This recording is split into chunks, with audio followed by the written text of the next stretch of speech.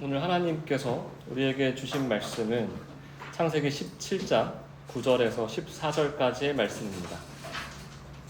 오늘 본문의 주제는 언약 백성의 표징입니다.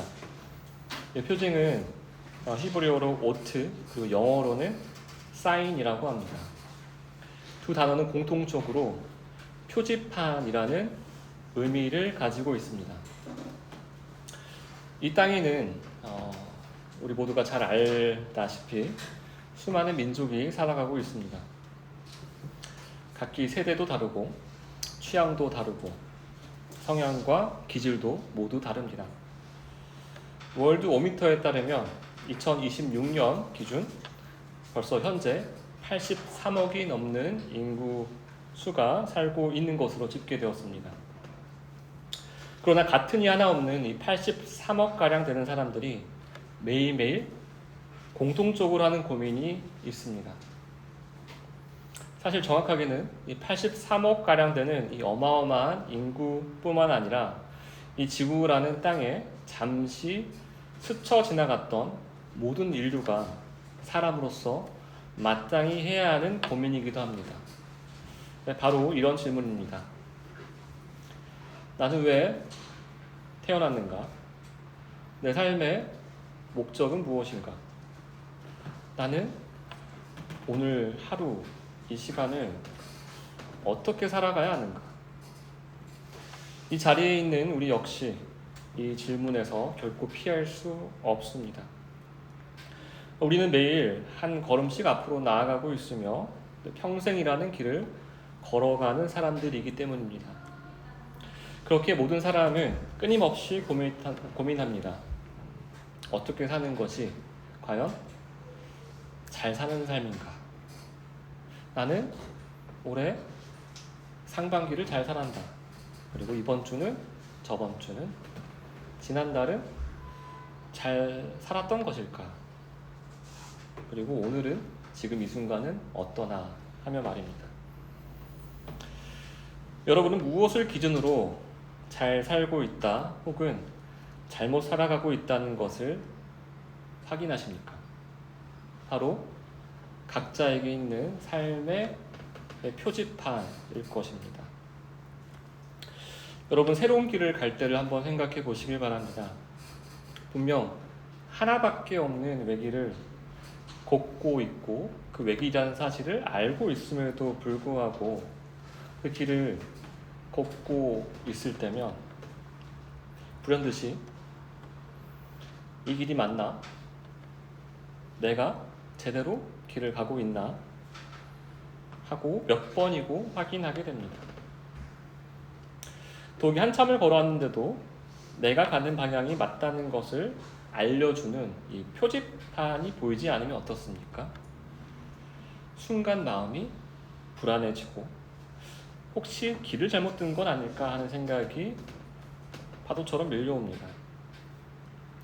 아마 우리 모두가 한 번쯤은 그런 경험을 해보셨을 것이라 믿습니다. 여러분, 보통 일반적으로 이 표지판에는 어떤 정보가 담겨져 있습니까? 표지판에는 목적지의 방향과 위치, 그리고 목적지까지 남은 거리 등 길을 안내하는 정보가 기록되어져 있습니다. 그렇게 우리가 새로운 길을 가는 데 있어서 표지판은 매우 중요한 역할을 합니다. 사실 필수적이라고 볼 수 있습니다. 네, 오늘은 2026년 7월 첫째 주를 함께하고 있습니다. 벌써 학생들과 산티아고 순례길을 다녀온 지가 어느덧 2년이라는 시간이 흘렀습니다.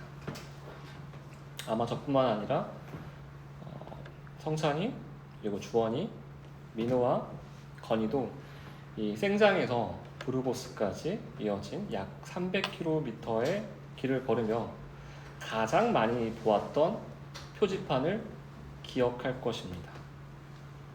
그것은 바로 노란색의 화살표였습니다.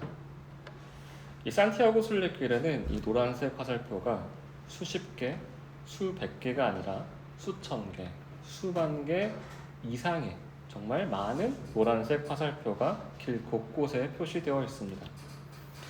이 노란색 화살표는 순례자들에게 이 길이 맞습니다. 계속 걸어가십시오 라고 말해주는 굉장히 친절하고 신뢰할 수 있는 안내자였습니다. 그렇게 순례자들은 낯선 길을 걸을 때도 갈림길 앞에 설 때에도 이 노란색 화살표는 발견하는 순간 마음을 놓을 수 있었습니다. 그것은 내가 지금 걷고 있는 이 길이 바른 길이구나 라는 확신을 얻을 수 있었기 때문입니다. 우리 역시 하나님께서 우리 각자를 인도하신 길 위에서 매일매일 불안한 삶 속에서 확신을 얻고자 매 순간 노란색 화살표와 같은 표지판을 확인하며 내 자리, 내 역할을 돌아봅니다. 나는 오늘 내가 가야 할 길을 잘 가고 있느냐? 나는 오늘 내가 마땅히 해야 할 내게 주어진 일을 잘하고 있나? 하며 말입니다. 오늘 본문은 하나님께서 우리를 부르신 그 길을 끝까지 그리고 바르게 걸어갈 수 있도록 주신 표지판, 곧 표징에 대해 말씀하고 있습니다. 그렇다면 하나님께서 주신 그 표징은 무엇인지 창세기 17장 9절부터 14절까지의 말씀을 통해 찬찬히 살펴보도록 하겠습니다. 먼저 9절부터 11절까지의 말씀을 함께 읽겠습니다. 9절, 10절, 11절입니다. 하나님이 또 아브라함에게 이르시되 그런즉 너는 내 언약을 지키고 내 후손도 대대로 지키라. 너희 중 남자는 다 할례를 받으라. 이것이 나와 너희와 너희 후손 사이에 지킬 내 언약이니라. 너희는 포피를 베어라. 이것이 나와 너희 사이의 언약의 표징이니라. 하나님께서 아브라함에게 이르십니다. 하나님께서 이제 오늘 본문부터는 아브람이 아니라 아브라함이라 부르십니다. 이는 창세기 17장 4절부터 8절까지 선포된 언약의 내용이 이미 하나님 안에서 이 언약이 확정되었으며 그 언약의 유익 또한 아브라함이 이미 누리기 시작했다라는 증거가 됩니다. 따라서 이 언약과 함께 주어진 7가지 약속은 모두 하나님과 언약으로 연합된 아브라함의 삶 가운데 이미 시작되었음을 나타내는 것입니다. 이제 하나님께서 하나님의 언약을 맺고 있는 그 대상을 주의 깊게 살펴보도록 하겠습니다. 하나님께서 아브라함 한 명에게 하나님과 맺은 언약을 지키라고 말씀하십니까? 본문을 한번 살펴보시길 바랍니다. 아닙니다. 하나님께서는 아브라함뿐만 아니라 아브라함 모든 후손들도 동일하게 하나님의 언약을 지키라고 명하십니다. 다시 말해 분명한 것은 하나님의 관심이 한 개인에게 있는 것이 아니라 언약 공동체에게 있다라는 사실입니다. 그렇다면 왜 하나님께서는 언약 공동체를 이처럼 중요하게 여기시는 것일까요? 여러분, 언약 공동체라는 것은 하나님께서 머리가 되시고 그분의 백성들이 한 몸을 이루는 공동체를 말합니다. 이 머리이신 하나님께서 말씀하시고 다스리시면 그 몸된 백성들은 각자 따로 움직이는 것이 아니라 한 몸처럼 하나 되어서 그 말씀에 순종하며 살아가게 됩니다. 이처럼 공동체가 하나님의 권위와 능력 위에 바로 세워질 때 누가 드러나겠습니까? 바로 사람이 아닌 하나님만 드러나게 됩니다. 더불어 언약 공동체에 속한 지체들은 서로의 달란트와 은사를 비교하며 경쟁하지도 않습니다. 오히려 무엇에만 마음을 쓰게 되겠습니까? 하나님께서 드러나고 계시는가? 아니면 사람이 드러나고 있는가? 여기에만 관심을 갖게 됩니다. 언약 공동체 역시 하나님과 같은 관심을 품고 하나님만 높임 받으시고 하나님만 드러나시기를 바라게 되는 것입니다. 그러니 언약 공동체, 이 언약 공동체가 강조가 되면 삶이 굉장히 심플해지는 것입니다. 내가 잘하고 못하고 성공하고 실패하는데 크게 관심을 두며 살지 않게 됩니다. 설사 내가 바라는 것이 이루어져도 하나님의 뜻이 가리워지는 것에 마음이 어려워지고, 내가 바라는 바가 하나도 이루어지지 않는다고 하더라도 그것이 하나님의 뜻이 드러나는 통로가 된다라면 그것에 감사와 기쁨을 느끼게 되기 때문입니다. 이제 9절과 10절에서 하나님께서 언약 공동체에게 어떤 말씀을 이르셨는지, 그 말씀의 내용이 무엇인지 함께 살펴보겠습니다. 하나님께서는 내 언약을 지키라 라고 말씀하십니다. 지키라.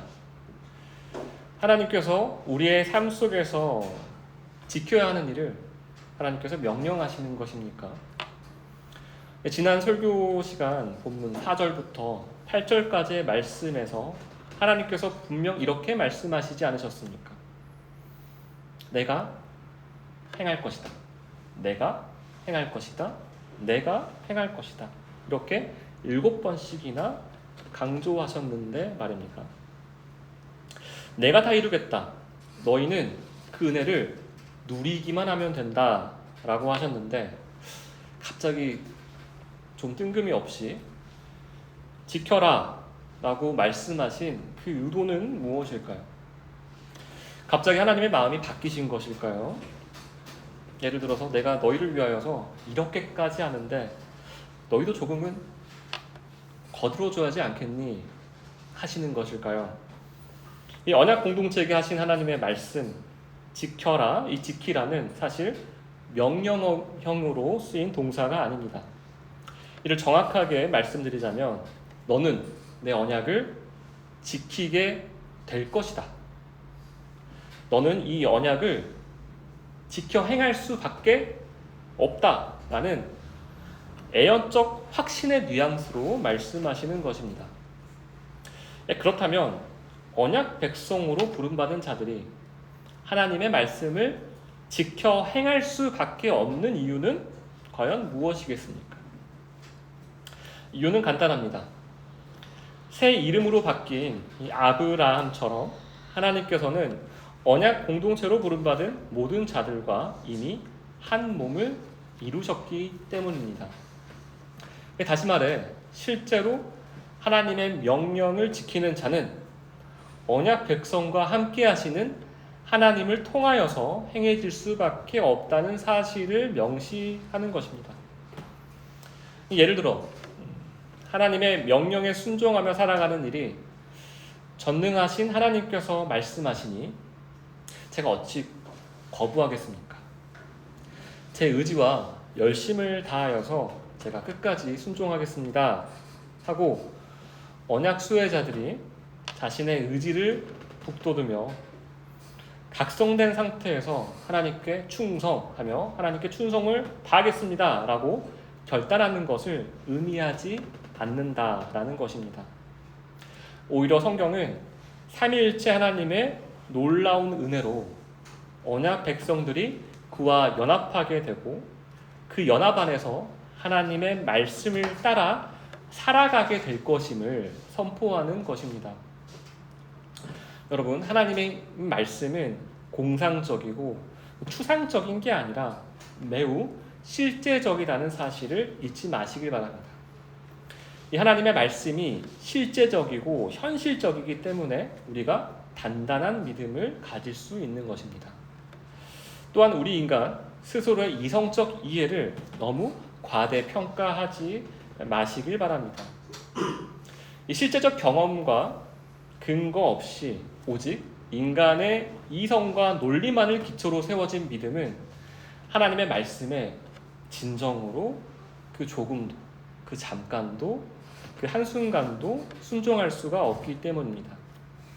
어느 것 하나 끝까지 순종할 수가 없습니다. 왜냐하면 순종할 수 있는 그 말씀을 지킬 수 있는 능력이 부재하기 때문입니다.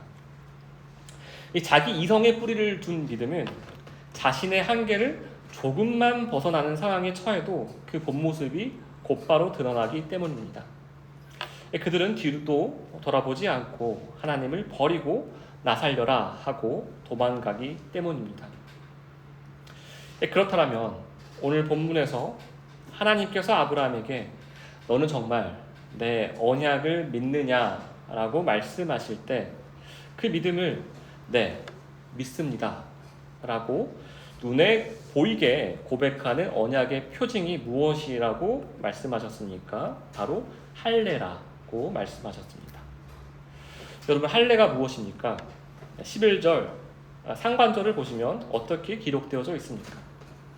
이 할례는 포피를 베는 행위라고 기록되어져 있습니다. 이 포피는 남자 생식기의 이 끝부분을 감싸고 있는 피부입니다. 그 피부 조직을 제거하라는 말씀입니다.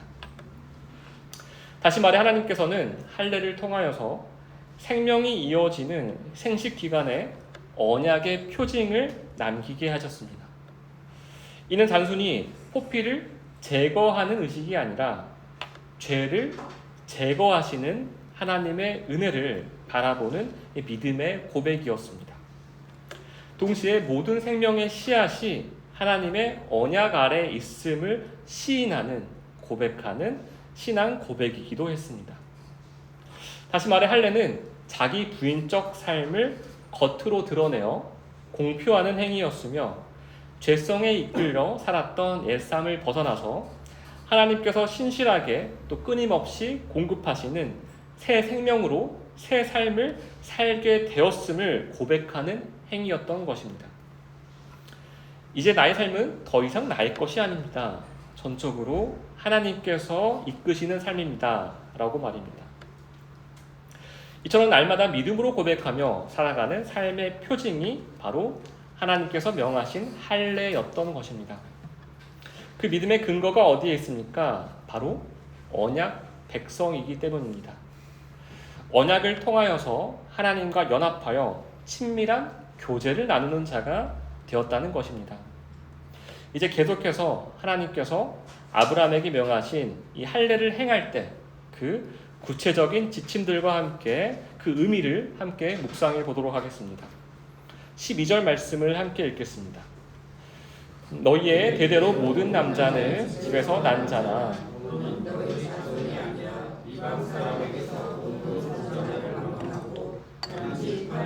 할례를 받을 것이다. 12절 말씀의 핵심은 아브라함의 집에서 태어난 모든 자들에게 할례를 행해야 한다는 점입니다. 이는 히브리인이든 이방인이든 친족이든 종된 자이든 누구든 간에 상관없다는 말입니다. 그리고 대대로 할례가 이어져야 한다는 것입니다. 조건은 하나입니다. 아브라함의 집에서 태어난 자들, 아브라함의 집에서 태어난 자들은 모두 할례를 받아야 된다는 것입니다. 아브라함의 집에 거하는 자들은 그 누구도 할례에 있어서 예외가 없다는 것인데, 그렇다면 왜 이렇게 하나님은 아브라함의 집을 강조하시는 것일까요? 아브라함의 집이 가진 의미가 무엇입니까? 이는 하나님의 언약이 하나님의 집에 속한 자들 모두에게 부어주시는 은혜가 강조되어 있는 것입니다. 그렇게 하나님께서는 아브라함뿐만 아니라 그의 집에 속한 모든 남자가 할례를 받도록 명하신 것입니다. 이 할례 자체가 개인의 결단을 드러내는 의식이 아니라 하나님께서 자신의 집에 언약의 약속과 은혜를 베푸신다는 그 사실을 가시적으로 확증해 주신 언약의 표징이기 때문입니다. 할례를 받는 사람들의 고백은 다음과 같았을 것입니다. 하나님, 제게 생명을 주신 분은 하나님이십니다. 오늘도 제가 살아갈 수 있도록 먹이시고 지키시는 분이 하나님이심을 고백합니다. 제가 누리는 모든 은혜가 오직 하나님께로부터 왔음을 믿습니다. 또한 하나님께서는 높은 사람이나 낮은 사람이나 주인이나 종된 자나 하나님의 집에 속한 모든 자에게 동일한 언약의 은혜를 베푸심을 저는 진실로 믿습니다. 그리고 하나님께서 제게 허락하신 이 언약의 복을 제 자녀와 후손에게까지 신실하게 이어주실 것을 믿습니다. 그러므로 제 삶은 더 이상 제 것이 아닙니다. 저는 하나님의 언약 안에서 살아가는 하나님의 몸된 자이며 하나님께서 세우신 성전 안에서 하나님의 생명을 심히 번성하게 하실 것을 믿습니다. 바로 이러한 신앙 고백이 할례에 담겨 있었던 것입니다.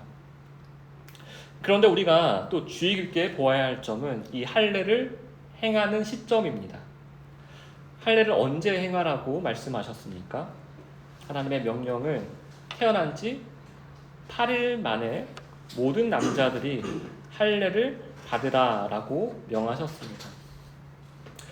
여러분, 이 태어난 지 일주일이 간 넘은 어린아이들이 하나님께 믿음의 고백을 할 수 있습니까?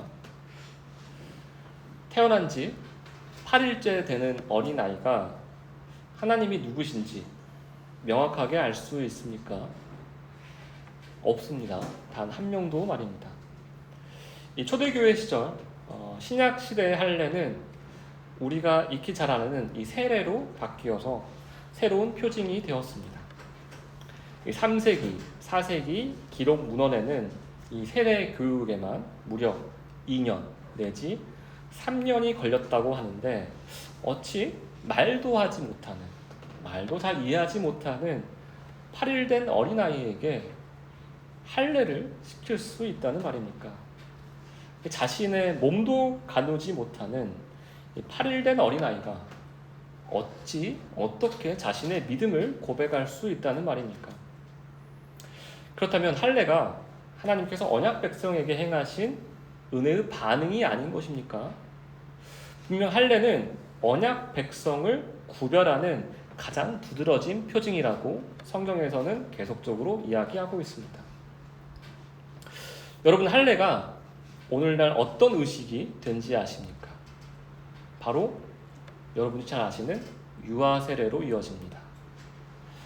현재 총회법 기준으로는 만 6세 나이까지 유아 세례를 허용하고 있습니다.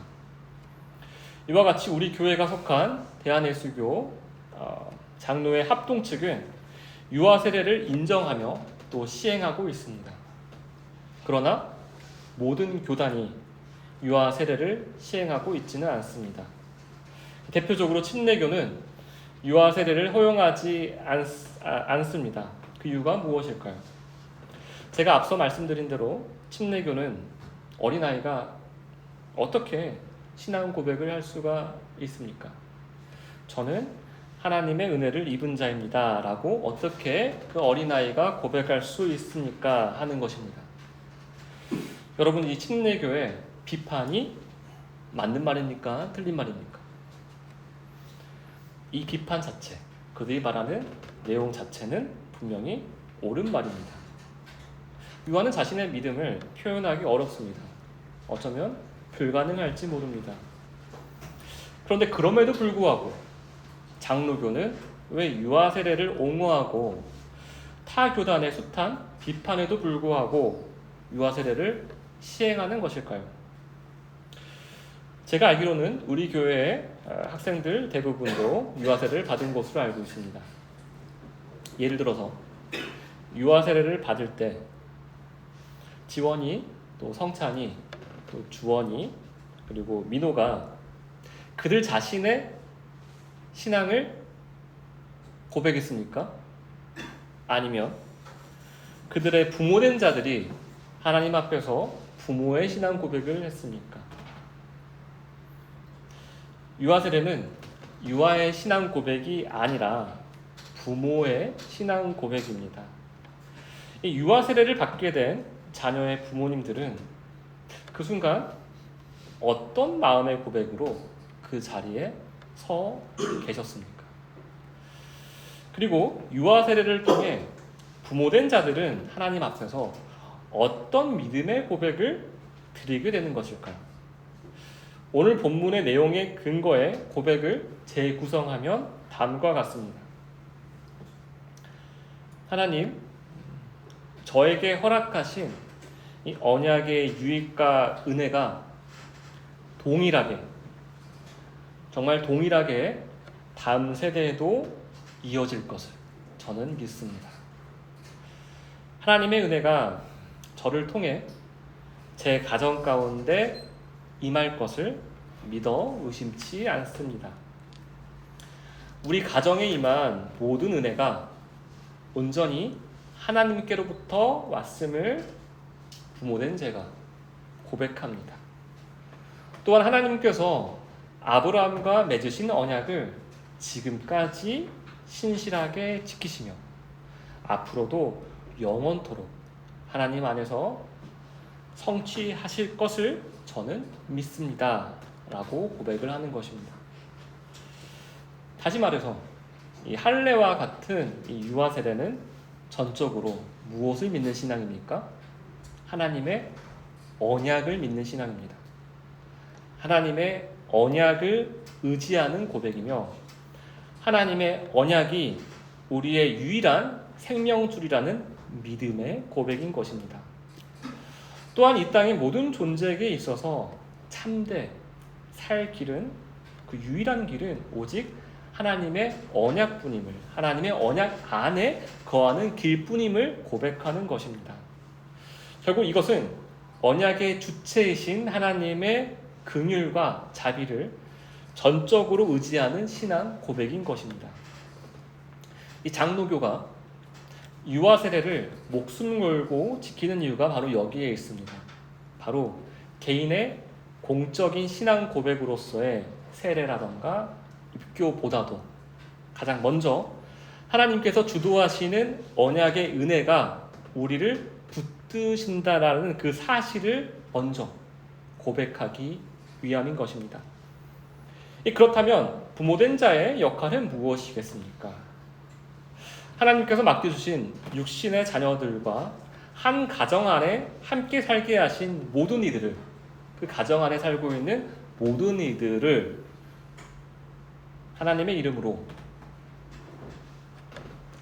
다시 말해서 크리스찬으로서 또 그리스도인으로 그들을 개종시키는 것입니까? 혹은 어떻게라도 그리스도인으로 만들어내는 일입니까? 결코 그렇지 않다라는 것입니다. 그것이 아니라 하나님을 믿는 부모가 해야 할 마땅한 일은 그들이 먼저 하나님 안에서 그리스도인답게 살아가는 것입니다. 하나님의 집에 거하는 언약 백성으로서 자신이 먼저 하나님께 받은 풍성한 은혜 안에 거하며 살아가는 것입니다. 그리고 그 은혜를 가정 안에서 자연스럽게 흘러보내는 것, 그것이 부모된 자의 역할의 본질입니다. 그리고 이것만이 부모된 역할의 전부입니다. 이 하나님께서 모든 이들에게 동일하게 그리고 대대로 신실하게 은혜를 넘치게 흘러보내시는 분이심을 가정 안에 사는 모든 자들에게 이 사실을, 이 분명한 진리를 드러내는 삶, 나타내는 삶, 이것만이 부모된 자로서의 역할의 전부다라는 말입니다. 이 단순해 보이는 삶의 모습이라 볼 수 있지만 이와 같은 삶은 사람 스스로는 절대 흉내도 못 내는 삶입니다. 하나님과 연합하지 않고서는 이 일을 절대 조금도 행할 수 없기 때문입니다. 이어서 13절 말씀을 함께 읽겠습니다. 13절 말씀입니다. 너희 집에서 난 자든지 너희 돈으로 산 자든지 할례를 받아야 하리니 이에 내 언약이 너희 살에 있어 영원한 언약이 되려니와. 하나님께서는 13절에서 다시 한번 할례를 받아야 함을 명시하십니다. 그리고 이 영원한 언약의 표징을 어디에 새겨두십니까? 13절 하반절만 제가 다시 한번 읽어보겠습니다. 이에 내 언약이 너희 살에 있어 영원한 언약이 되려니와. 하나님께서는 언약의 표징을 우리 살, 즉 우리 몸에 새겨 주십니다. 이는 마치 하나님께서 언약 백성이 하나님 자신에게 속한 자들임을 인치시는 것과 같은 외적 표징이라는 것입니다. 그 사실을 언제든지 확인할 수 있는 우리 몸에 하나님의 언약의 증거, 하나님의 언약의 흔적을 새겨주시는 것입니다. 우리로 하여금 결코 그 은혜를 잊지 않게 하시기 위함입니다. 이 연약한 우리는 이 표징이 눈에 보이지 않으면 엉뚱하고 미련한 짓을 너무도 쉽게 행하기 때문입니다. 이 몸에 행하는 할례는 점진적인 하나님의 계시 안에서 마음의 할례로 이어집니다. 이 하나님께서는 우리의 모든 행동과 삶의 근간이 되는 마음의 동기까지 다루시며 그 중심에 할례를 행하심으로 그것이 하나님께로부터 온 마음인지 아니면 나의 이기적인 욕심에 기인한 마음인지 더욱 가까이에서 보게 하신다라는 것입니다. 여러분, 지난 한 주 여러분의 삶 가운데 여러분은 어떤 표징들을 보셨습니까? 다시 말해서 여러분의 삶 속에서 하나님께서 여러분 한 사람 한 사람을 위하여서 친히 쓰신 표지판들을 여러분들은 보셨습니까? 그 표지판들을 통해 여러분들은 내가 오늘 하루를 잘 살았구나, 내가 한 주를 잘 보냈구나 하시며 그 사실을 잘 확인하셨습니까? 오늘날 우리는 더 이상 몸에 행해지는 할례 자체를 언약의 표징으로 가지지는 않습니다. 또한 교회에서 행해지는 이 세례 그 자체만으로 그것이 최종적인 표징이 되는 것도 아닙니다. 아브라함을 통해 주어진 언약은 결국 예수 그리스도 안에서 완전하게 성취되었습니다. 그로 인해 우리는 예수 그리스도 안에서 마음의 할례, 곧 새롭게 된 마음을 받는 은혜 가운데 살게 되었습니다. 이것은 단지 외적인 의식의 변화가 아니라 우리의 내면에서 시작되는 근본적인 변화입니다. 이 새로운 마음을 받은 자는, 하나님의 은혜를 받은 자는 새로운 시선으로 세상을 바라보게 되고 새로운 세계관으로 하나님께서 주신 새로운 삶을 이해하게 됩니다. 그리고 바로 그 삶의 변화들이 우리 가운데 주어진 구체적인 표지판이 됩니다. 이 새로운 시선을 통하여서 우리는 온 만물에 흐르는 하나님의 은혜를 볼 수 있게 되는 것입니다. 또한 내 삶 속뿐만 아니라 이웃의 삶 속에서도 섬세하게 일하시는 하나님의 손길을 점진적으로 발견할 수 있게 되는 것입니다. 여러분, 이 표징의 가장 중요한 특징이 무엇입니까? 이 표징은 이 일은 분명 하나님께서 하셨습니다 라는 믿음의 고백입니다. 다시 말해서 하나님께서 행하신 일을 바라보고 시인하며 찬양하는 신앙의 고백이 바로 표징이라는 사실입니다. 우리는 지난 설교 시간에 창세기 17장 4절부터 8절까지의 말씀을 통하여서 하나님께서 내가 하겠다라고 선언하신 7가지의 선언, 그 약속들을 함께 살펴본 바 있습니다. 이 하나님께서는 아브라함을 여러 민족의 아버지가 되게 하시겠다라고 약속하셨으며 새로운 이름을 또한 주셨습니다. 하나님의 생명력, 곧 복음의 능력을 충만히 경험하게 하시겠다라고 약속하셨었습니다.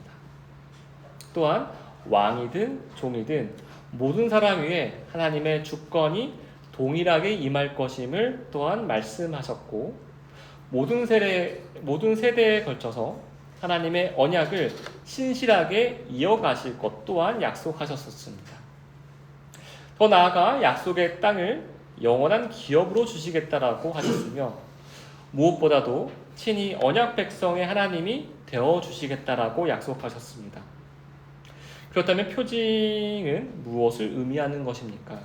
이 표징은 하나님께서 이 모든 약속을 실제로 이루어 가신다는 사실을 보여주시는 은혜의 표지판입니다. 하나님께서 말씀하신 그대로 역사하시고 계심을 실제로 확인하게 하시는 언약의 흔적, 언약의 증거인 것입니다. 그러나 하나님의 일하심은 모든 사람이 동일하게 볼 수 있는 것은 아닙니다.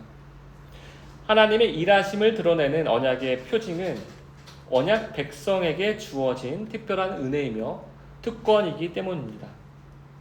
왜냐하면 하나님께서 우리의 영적인 눈을 열어주실 때에만 우리는 영적 맹인에서 벗어나서 하나님의 손길을 보게 되고 하나님의 역사를 깨달을 수 있기 때문입니다. 이것이 바로 할례를 행한 자에게만 주어지는, 그들에게 주시는 유익인 것입니다. 할례를 행한 사람은 세상을 바라보면서도 하나님의 손길을 발견하고 자신의 삶을 돌아보면서도 하나님의 은혜를 알아보게 됩니다. 그래서 그들의 입술에는 자연스럽게 다음과 같은 고백이 흘러나올 수밖에 없게 되는 것입니다. 하나님, 제 힘으로는 도저히 품을 수 없는 이웃을 사랑할 마음, 사랑할 수 있는 마음을 제게 주시니 하나님께 감사드립니다. 하나님, 제가 감당할 수 없는 상황을 허락하셔서 제 자신이 아니라 다른 사람이 아니라 오직 하나님만 바라보게 하시니 그 은혜에 감사드립니다. 하나님, 저의 연약함과 한계를 분명히 깨닫게 하시고 모든 것의 주인인 하나님이심을 알게 하셔서 제가 스스로 주인이 되려 했던 자리에서 기꺼이 내려오게 하시니 그 은혜에 감사드립니다. 이뿐만이 아닙니다.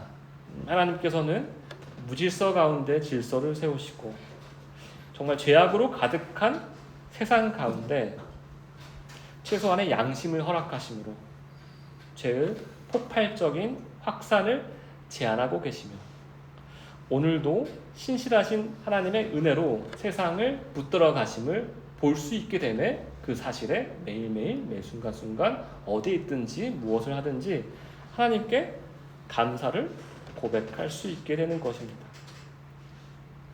이러한 하나님의 손길을 날마다 보게 하시니 감사합니다. 돌이켜보면 이 일도 하나님께서 하셨고 저 일도 하나님께서 하셨습니다. 우리의 삶을 채우고 있는 모든 은혜의 자리마다 하나님의 손길이 있었음을 고백할 수 있는 자가 바로 하나님의 은혜, 하나님의 언약 안에 있는 언약 백성이라는 것입니다. 그러므로 언약 백성의 입술에서는 끊임없이 이러한 감사와 찬양의 고백이 흘러나올 수밖에 없는 것입니다. 왜냐하면 그들의 눈에는 모든 것이 하나님께서 행하셨습니다. 하나님께서 하셨습니다.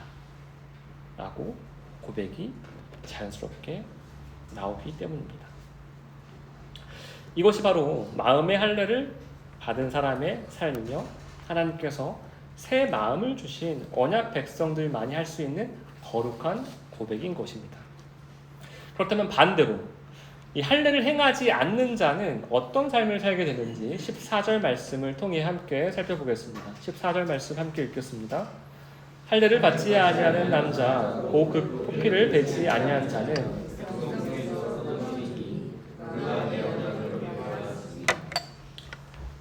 14절의 말씀은 할례를 받지 아니한 남자를 곧 포피를 베지 아니한 남자라 다시금 정의하고 있습니다.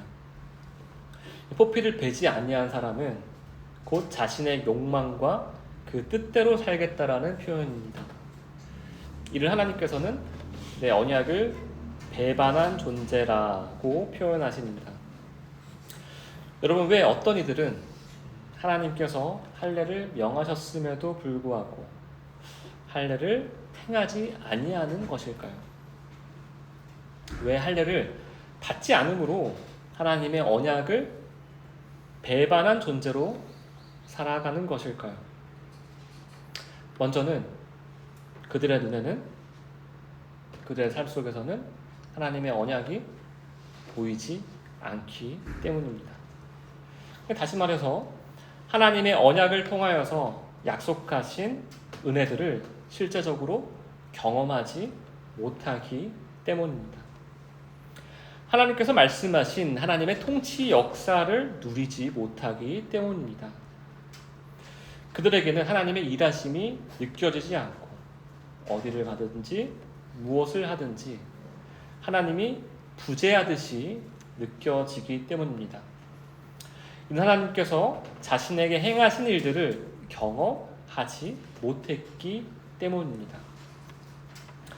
더 나아가 하나님께서 자신에게 행하시는 일조차 보이지 않기 때문에 이웃들 그리고 다른 창조물들을 다스리시는 하나님의 역사가 보일 리가 만무한 것입니다.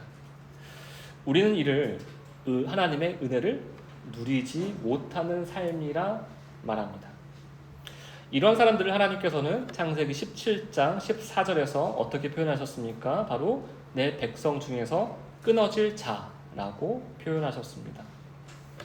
이 할례를 행하지 않는 자는 단순히 하나님의 말씀에 불순종했기 때문에 할례 자체를 신실하게 행하지 않았기 때문에 언약 백성 가운데서 끊어진 것이 결코 아닙니다. 오히려 하나님께서 정말 신실하게 베푸시는 이 언약의 은혜, 이 하나님의 은혜에 아무런 믿음의 반응이 없었기 때문에 곧 하나님께서 생명이 없는 자라고 드러내시어 확정하시는 것입니다. 그래서 히브리 원문으로 14절을 살펴보면 법정에서 판결을 선고하시듯 내리시는 법률적 선언의 형식을 취하고 있다는 사실을 확인할 수 있습니다.